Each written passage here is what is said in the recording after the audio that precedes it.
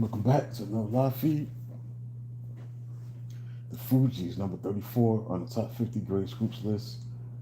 The Fugees was an eclectic group featuring Traz, Wyclef, a woman who was multi-talented, Lauryn Hill. This group rose to prominence during the mid-90s. They had a repertoire including different elements of music such as reggae, hip-hop, soul, and Caribbean music. The group made their first album in 1992, but it took 2 years for the album to be released. In 1994, the album was called Blended on Reality. The song that started was Happy Heads, which went number one on the Billboard Dance Chart. But it was their second album that would catapult the group to superstar status, The Score. Released in 1996, the group's first single off the album was Fugees. And listen to the chorus that was sung by Lauryn Hill was the reinterpretation of the Tina Marie song called Ooh La La La.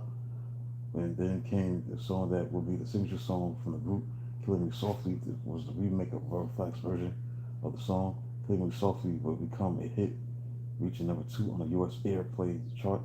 It has since sold 1.36 million copies in Britain. Then Ready or Not, which was a minor hit in the U.S. but a major hit in Europe. Then the United Kingdom, where the song reached number 1 on the charts. Even President Barack Obama, this song was his favorite song. Overall, The Score was the sunshine moment of the group's career.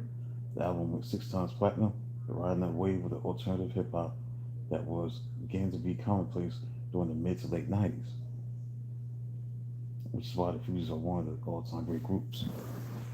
So until then, that's it for that. Number 34, man. Number 34, the Fugees. They definitely was a great group for a brief time.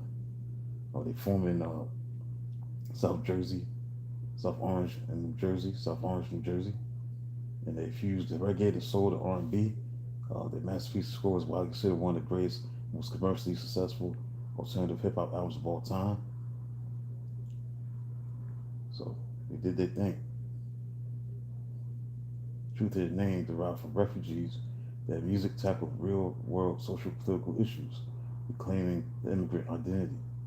So they definitely was one of the all-time greats. Till then, talk to you soon.